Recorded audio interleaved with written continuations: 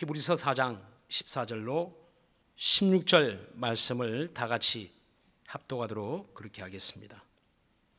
시작. 그러므로 우리에게 큰 대제사장이 있으니 승천하신 자 곧 하나님 아들 예수시라. 우리가 믿는 도리를 굳게 잡을지어다. 우리에게 있는 대제사장은 우리 연약함을 채울하지 아니하는 자가 아니요 모든 일에 우리와 한결같이 시험을 받은 자로 돼 죄는 없으시니라. 그러므로 우리가 긍휼하심을 받고 때를 따라 돕는 은혜를 얻기 위하여 은혜의 보좌 앞에 담대히 나아갈 것이니라. 아멘. 교회에서 가장 많이 듣고 사용하는 믿음의 말이 있다면 그것은 은혜일 것입니다. 오늘 예배 가운데 오셔서 서로 간에 잠깐 인사할 때도 은혜 받읍시다 라고 서로 인사하지 않았습니까? 그런데 이와 같이 교회에서는 즐겨 듣는 말이고 즐겨 부르는 찬송이고 즐겨 듣는 하나님 말씀인데 우리가 세상 사람들을 만날 때 은혜 받으세요 라고 인사한다면 어떻게 되겠습니까?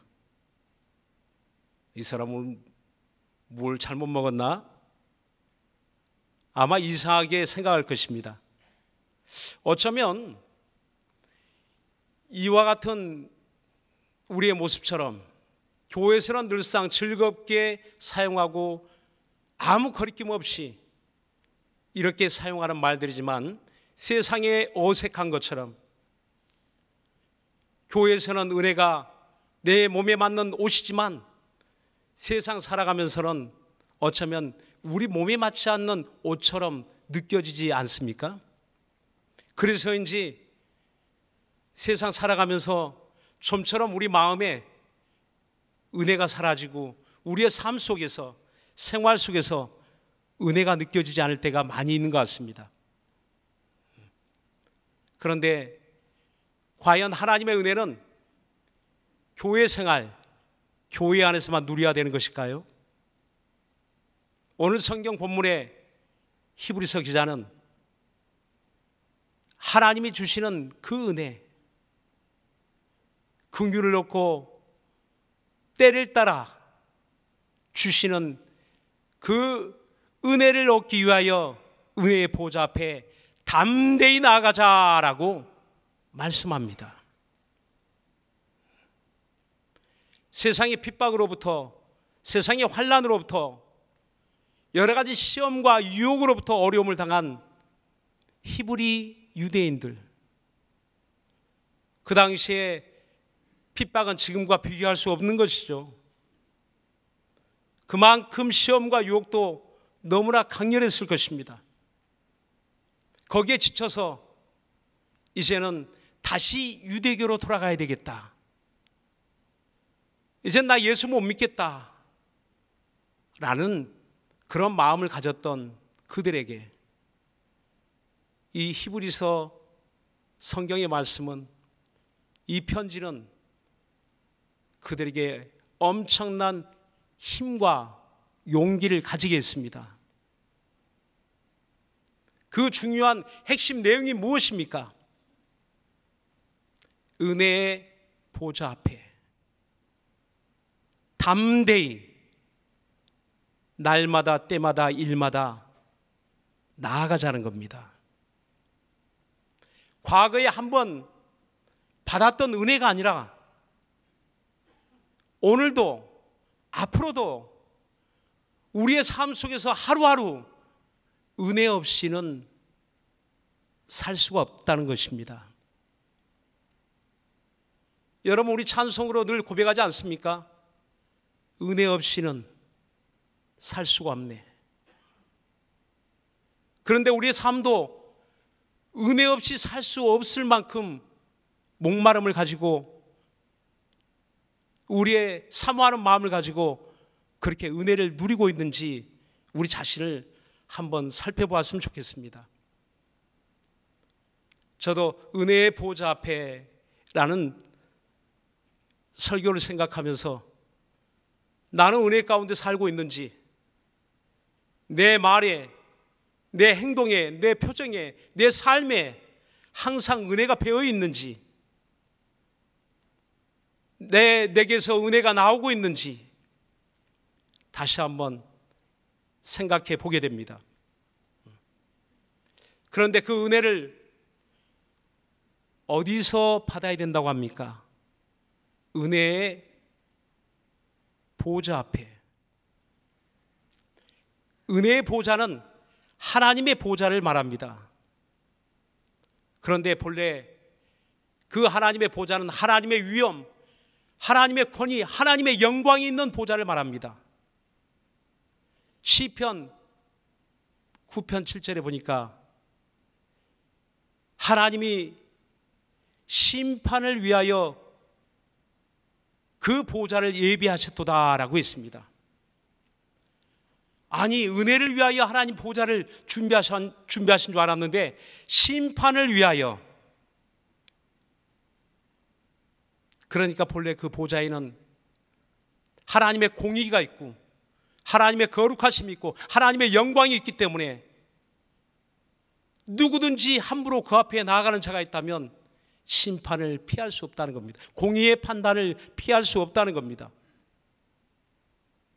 요한계시록 20장 11절로 15절에 보면 하늘에 큰 희고 거룩한 보좌가 있다라고 했습니다. 희고 큰 보좌, 그 보좌에서 심판하신 이가 계시다고 했어요.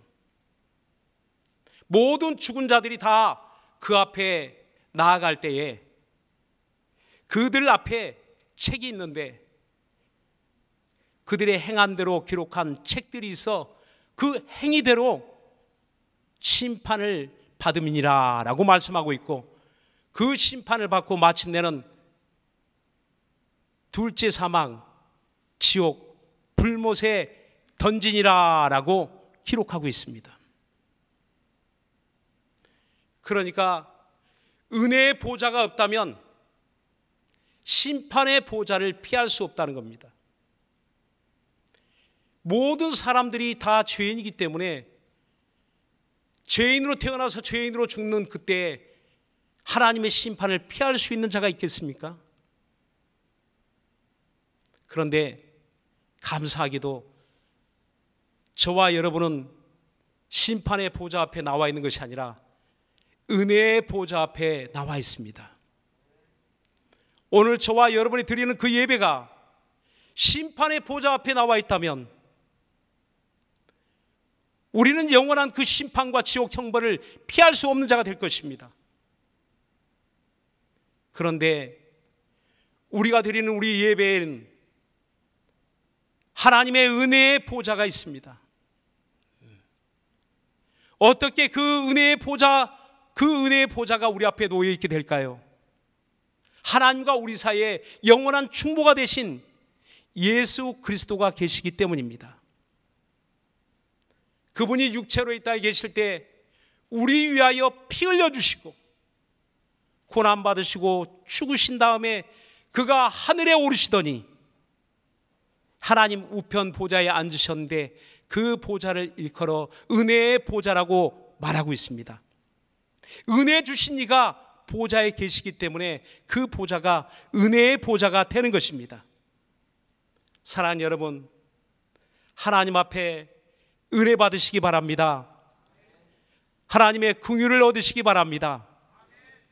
오늘 우리의 드리는 예배 가운데 하나님의 은혜가 없다면, 하나님의 긍휼이 없다면 그것은 실패한 예배가 될 것입니다. 여러분이 드리는 찬송이, 하나님 앞에 고백하는 기도가 은혜가 없다면, 우리의 봉사하는 우리의 그 손길에 은혜가 없다면, 우리의 직분에 은혜가 없다면 그 봉사가 율법 아래 드리는 봉사요, 율법 아래 드리는 여러분들의 의식이 될 것입니다. 거기엔 두려움만 있을 것입니다. 거기에는 심판과 여러 가지 책망과 정죄만 있을 것입니다. 그러나 은혜의 보좌가 언제 어디서든지 우리가 어디에 있든지 무엇을 하든지 거기에는 하나님의 은혜의 보좌가 있는 겁니다. 교회에만 은혜의 보좌가 있는 것이 아니라, 예배당에만 은혜의 보좌가 있는 것이 아니라, 교회에서 물론이거니와 우리가 있는 이곳에 하나님의 은혜의 보좌가 계신 것은 물론이거니와 우리의 삶 속에서 어디에 있든지 그곳에 은혜의 보좌가 있는 것입니다. 그래서 구약시대에 이와 같은 하나님의 은혜를 그래도 때마다 그 백성들에게 주시려고 하나님이 준비하신 것이 있습니다.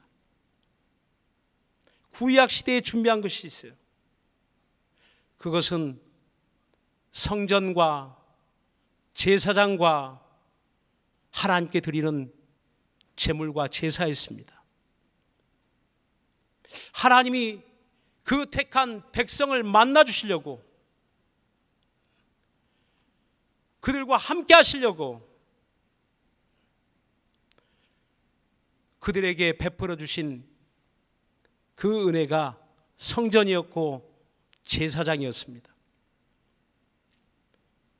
그러니까 그때 제사장이 있고 대제사장이 있는데, 제사장은 성소에서 하나님을 섬겼고 대제사장은 지성소에 들어가 1년에 1차 한 번 이스라엘 모든 백성의 죄를 대신하여 짐승의 피를 가지고 들어가 그곳에 피를 뿌리고 하나님 앞에 속죄를 받았습니다. 그런데 제사장도 대제사장도 죄인인지라, 죄인으로 출생한 죄인인지라, 허물 많은 죄인인지라 그들도 자기 죄를 위하여 속죄하지 않냐고는, 자기 몸을 깨끗하게 씻지 않냐고는 그 성소에, 지성소에 감히 들어갈 수가 없었습니다. 그래서 대제사장이 지성소에 들어가려 치면 그 발에 끈을 묶고 허리에 방울을 차고 들어갑니다. 왜요? 혹시나 거룩하지 못함으로 하나님 앞에 죽임을 당할까 봐. 대제사장이 지성소에서 죽는 일이 발생하면 누가 거기에 들어가서 그를 끄집어내올 수 있습니까? 그래서 끈을 묶어서 방울 소리가 들리지 않으면 끌어내는 겁니다. 아, 제사장이 죽었구나. 누구도 함부로 접근할 수 없는 성전이었고 지성소였습니다. 아무나 들어갈 수 없는 거룩한 장소였습니다. 그런데 오늘날 저와 여러분은 어떻습니까? 우린 날마다 그 지성소에 나가고 있습니다. 그 성소에 들어가 하나님을 섬기고 있습니다. 어떻게 해요? 어떻게 이런 일이 있을 수 있습니까? 히브리서 10장 19절에 보니까 우리가 예수의 피를 힘입어 하늘 성소에 들어갈 담력을 얻었나니 라고 말씀합니다. 저와 여러분은 이 가지고 있는 이 양심 가지고는, 우리의 마음 가지고는, 우리의 행위 가지고는, 우리의 공로 가지고는 지성소에 들어갈 자가 없다는 겁니다. 하나님을 만날 수 있는 자가 없다는 겁니다. 하나님을, 그 얼굴을, 그 영광스러운 거룩하신 그분을 배울 자가 없다는 겁니다. 오직 예수님의 보혈의 공로를 의지하는 자만이, 예수의 피를 믿는 자만이 살아계신 하나님 앞에 담대히 나아가 그분을 만날 수가 있다는 겁니다. 사랑하는 여러분, 저와 여러분이 드리는 이 예배, 하나님을 만나시기 바랍니다. 예수의 피가 우리 영혼 속에 가득하기를 예수 이름으로 축원합니다. 피 없이는 살 수가 없는 것이 우리의 신분이라는 거예요. 그리스도인은 한시라도 어느 때 어느 곳에 있든지 예수의 피 없이는, 하나님의 은혜 없이는 누구도 하나님을 만날 수가 없습니다. 아무리 내게 안타까운 사정이 있고 다급한 절박한 도움을 받아야 될 일이 있다 할지라도 은혜 없이는, 예수의 피 없이는 하나님 앞에 상달될 수 있는 기도가 없고 하나님 앞에 응답받을 수 있는 기도가 없다는 겁니다. 그래서 우리는 하나님 앞에 믿음으로 나온 겁니다. 오늘 이 성경 본문에 뭐라고 우리에게 이야기합니까? 4장 14절에 보니까 우리가 믿는 도리를 굳게 잡을지어다 라고 합니다. 우리의 믿는 도리를 여러분 붙들고 있습니까? 단단히 붙잡고 있습니까? 우리 믿는 도리가 무엇입니까? 바로 14절에 그 앞절에 보니까 우리에게 큰 대제사장이 있으니 승천하신 자 곧 하나님의 아들 예수시라 라고 합니다. 하나님의 아들 예수, 그는 우리의 큰 대제사장이심을 굳게 믿는 신앙의 고백을 붙들고 있어야 된다는 겁니다. 잊어버려서는 안 된다는 겁니다. 놓아버려서는 안 된다는 겁니다. 우리가 살고 있는 세상의 형편이 어떻습니까? 너무나 힘들고 어려운 일들이 많이 생겨나지 않습니까? 이 세상 가운데 산다는 것은 끝없는 시험과 유혹에 부딪히게 됩니다. 많은 죄의 유혹을 뿌리칠 수 있는 여러분 능력이 있습니까? 인간의 이런 유약한, 연약한 한계를 넘어 초월할 수 있는 능력이 있을까요? 그래서 우리의 믿는 도리를 굳게 붙잡아야 된다는 겁니다. 그래서 그 믿는 도리를 붙잡고 은혜의 보좌 앞에 날마다 나와야 된다는 것입니다. 왜요? 은혜의 보좌 앞에 나와서 하나님이 주시는 것이 있다는 거예요. 그것은 긍휼과 하나님의 은혜입니다. 하나님의 긍휼 없이는, 하나님의 은혜 없이는 살 수 없기 때문에 하나님이 날마다 때마다 일마다 은혜 주시려고, 긍휼을 덧입혀 주시려고 우리를 부르시는 겁니다. 긍휼이 무엇입니까? 긍휼은 불쌍히 여기다라는 뜻을 가지고 있습니다. 긍휼은 하나님께로부터 불쌍히 여김을 받는 것입니다. 하나님이 우리를 불쌍히 여기신다는 겁니다. 이 땅에 우리가 사는 동안에 하나님의 아들 예수 그리스도를 믿는 저와 여러분을 하나님이 불쌍히 여기신다는 겁니다.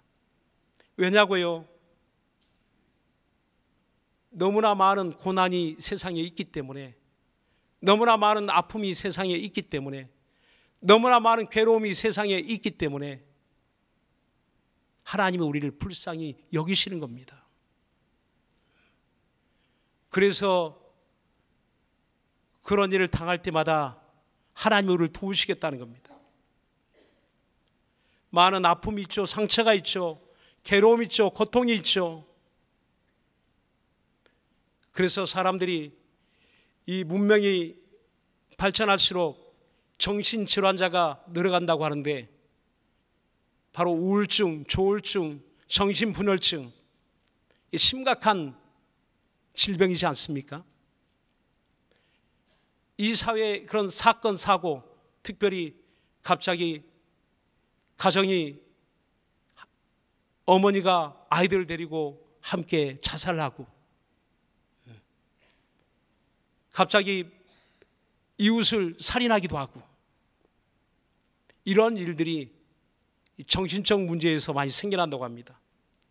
너무나 빠르게 변하는 시대에, 너무나 빠르게 발전하는 시대에 내 정신이 따라가지 못할 때, 그런 어처구니 없는 그런 자포자기, 낙심하는 일들이 생기게 되고, 거기서부터 문제가 생겨나곤 합니다.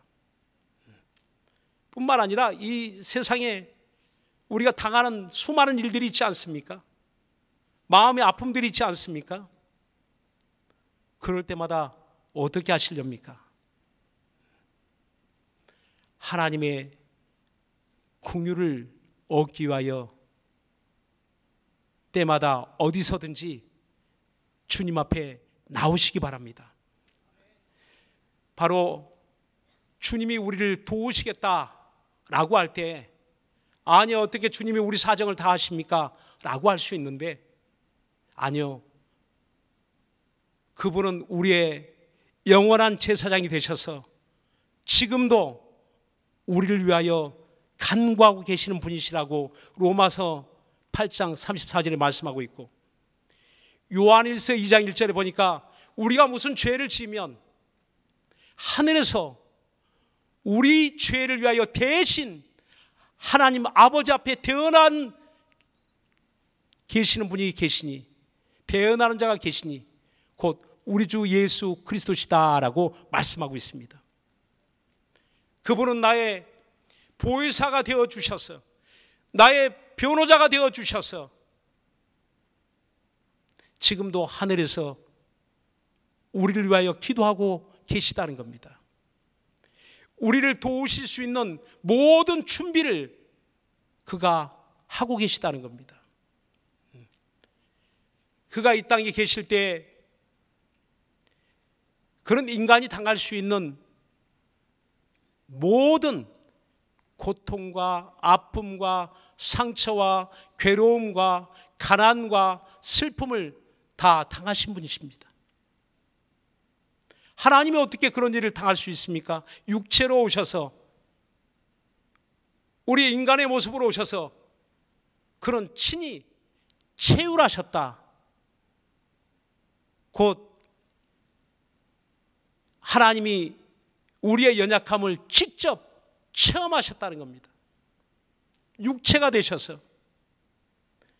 그래서 우리의 고민도, 우리의 두려움도, 우리의 근심도, 걱정도, 염려도, 우리의 슬픔도, 아픔도, 배신에 대한 분노도 그분은 다 아신다는 겁니다. 제자들에게 가장 가까이 있는 제자에게 배신을 당하지 않습니까? 가룟 유다에게. 또 그 많은 제자들이 예수님 빌라도의 법정에서 십자가에 달리실 때 그들이 다 주님 곁을 떠났습니다. 그렇게 주님 말씀에 귀를 기울였던 수많은 이스라엘 백성들이 다 한결같이 바로 예수를 십자가에 매달아야 된다라고 외치기 시작합니다. 완전히 그 백성들로부터 내침을 당합니다. 얼마 전에 법원에 재판을 받은 적이 있습니다. 아마 우리 가운데는 경찰서에 불려가 조사를 받고 원치 않는 법정에 재판을 받으신 분들이 있을 것입니다. 억울하죠. 너무나 답답하죠. 너무나 분노가 치밀죠. 아마 개혁이 아니었으면 그런 체험을 저도 가지지 못했을 것 같아요. 그런데 우리 주님이 빌라도 법정에 서신 거 아십니까? 죄 없으신 이가 죄인처럼 그 법정에서 신문을 받으시고 내침을 당하고 채찍에 맞으시고 마침내 십자가에 사형언도를 받지 않습니까? 이보다 더 억울한 일이 어디 있겠습니까? 이보다 더 큰 분노가 어디 있겠습니까? 우리는 이와 같은 주님의 당하신 일이 있기에 그 모든 인간이 당할 수 있는 수만 가지 시험과 유혹과 아픔과 고통을 친히 당하신 분이시기 때문에 우리를 모든 상황에서, 모든 어려움에서, 모든 시험에서, 모든 유혹에서 우리를 건져낼 수 있는 것입니다. 우리 주님을 의지하세요. 바로 성경에도 사복음서에 긍휼이라는 그 말이 12번 나오게 됩니다. 그 긍휼이란 말이 나올 때마다 놀라운 하나님의 이적이 함께 있습니다. 그 나인성 과부 이야기가 나오죠. 누가복음 7장 13절에 보니까 그 나인성의 어떤 과부가 자기의 사랑하는 독자가 어느 날 갑자기 죽었습니다. 상여가 나갑니다. 그 슬픔, 그 괴로움, 그 고통을 누가 알겠습니까? 누가 위로할 수 있겠습니까? 그때 주님이 그 과부 곁에 다가오시더니 불쌍히 여기사 울지 마라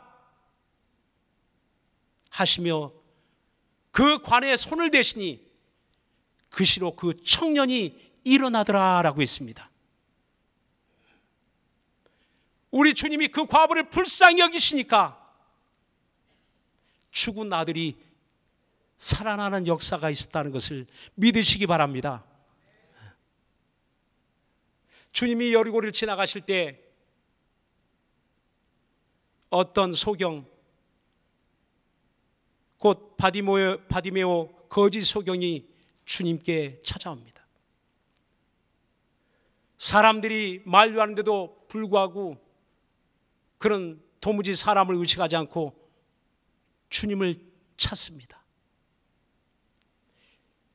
다윗의 아들 예수여, 나를 불쌍히 여기소서, 나를 불쌍히 여기소서 수없이 외치기 시작합니다. 마침내 지나가시던 주님의 발걸음이 멈춥니다. 주님의 시선이 그에게 향합니다. 내 소원이 무엇이냐? 내 포기를 원합니다. 내 소원대로 될지어다, 내 믿은 대로 될지어다 라고 하시니 그 시로 눈이 떠지고 보게 되는 역사가 있다는 것을 믿으시길 예수님으로 축원합니다. 주님의 말씀을 듣는 많은 무리가 있었습니다. 그곳은 빈들이었습니다. 주님은 배 타고 건너올 때 그 사람들은 다 걸어서 그곳까지 먼 길을 찾아왔다고 했습니다. 그들의 그 수고를 주님이 기억하시고 그들을 불쌍히 여기시더니 그 중에 많은 병자들이 고침을 받게 되고 그 빈들에서, 먹을 것이 없는 빈들에서 그들의 주린 배를 채워주시려고 그들을 불쌍히 여기사 오병이어의 이적, 5,000명을 모이고도 12광주리가 남는 놀라운 이적의 역사가 있었다는 사실을 믿으시기 바랍니다. 사랑하는 여러분, 우리 주님 앞에 긍휼히 여김을 받으시기 바랍니다. 내 가정, 우리 교회도 우리 주님께 긍휼히 여김을 받아야 됩니다. 우리는 설날이 되어서 이제 사랑하는 가족들을 만나게 되고 친척들을 만나게 되고 형제들을 만나게 될 것입니다. 무엇을 줄 수 있을까요? 무엇이 그분들에게 있어야 될까요?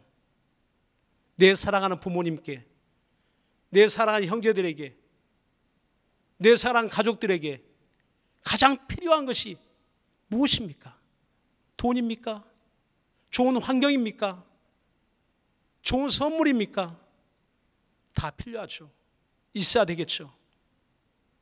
그런데 없어서는 안 될, 반드시 있어야 될 것이 있는데 하나님의 은혜와 긍휼입니다. 내가 긍휼을 받아야 내게서 긍휼이 나올 수 있는 겁니다. 마태복음 5장 7절에 긍휼히 여김을 받는 자는 복이 있나니 저희가 또한 긍휼히 여길 것이오 그랬습니다. 긍휼히 여기는 자가 복이 있나니 긍휼히 여김을 받을 것이오라고 했습니다. 하나님의 긍휼이 내게서 넘칠 때 내게도 불쌍히 여기는 마음이 생겨나는 겁니다. 불쌍히 여기는 마음으로 바라볼 수 있는 거고, 불쌍히 여기는 마음으로 대할 수 있고, 불쌍히 여기는 마음으로 기도할 수 있고, 불쌍히 여기는 마음으로 그리스도의 복음을 전해줄 수 있습니다. 뿐만 아니라 은혜가 누구에게서 나옵니까? 은혜를 충만히 받은 자, 은혜로 사는 자, 모든 삶이 은혜 가운데 사는 자가 그 입에서도 은혜로운 말이 나오게 되는 것입니다. 은혜를 충만히 때마다 일마다 받는 자가 세상을 향하여, 내 이웃을 향하여, 내 가족을 향하여 은혜의 통로가 되어질 것입니다. 우리는 하나님의 긍휼과 하나님의 은혜, 없어서는 안 될 그 하나님의 은혜가 우리의 삶을 통해서 충만히, 오늘 이 예배를 통해서 우리가 가지고 가야 될 것이 있다면, 우리 안에 채워야 될 것이 있다면 하나님의 은혜요 하나님의 긍휼입니다. 주님이 우리를 만나주시고, 주님이 우리를 위로하시고, 주님이 우리를 붙들어 주실 겁니다. 사랑하는 여러분, 어디에 있든지 무슨 일을 당하든지 사람이 나를 돕지 못할 때 나를 돕는 내 친척, 형제, 내 가족들이 있어 나를 위로하면 좋겠지만 그 위로가 되지 못할 때, 그 도움이 되지 못할 때 누가 여러분을 도울 수 있겠습니까? 그때 우리 주님이 도우시겠다는 겁니다. 돕는 긍휼을 위하여 은혜의 보좌 앞에 담대히 나아갈 것이라. 거침없이, 거리낌 없이 자유함을 가지고, 어쩌면 뻔뻔스럽게, 그렇습니다. 우리의 믿음 안에 이와 같은 담대함을 하나님 주셔서 예수의 피를 입혀주셔서 예수의 피로 깨끗하게 하여 주셔서 어느 때든지 우리를 도와주시겠다는 겁니다. 사랑하는 여러분, 우리 일생, 우리의 모든 삶 속에 하나님의 은혜와 긍휼이 충만하시기를 예수의 이름으로 축원합니다. 할렐루야. 기도하겠습니다.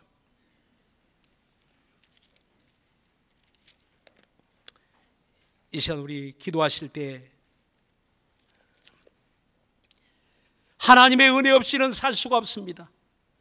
하나님의 긍휼이 없이는 나는 살 수가 없습니다. 주여, 내게 나를 불쌍히 여기사 나를 긍휼히 여겨 주옵시고, 때마다 일마다 가장 합당한 때에 하나님의 은혜를 베풀어 주시옵소서. 하나님의 때에, 내 때가 아니라 하나님의 때에, 내가 생각하고 내가 정한 때가 아니라 하나님의 때에 하나님의 은혜가, 하나님의 긍휼이 내게 더딥혀지게 하여 주시옵소서. 우리 예수의 한 번 부르고 간절한 마음으로 기도합니다.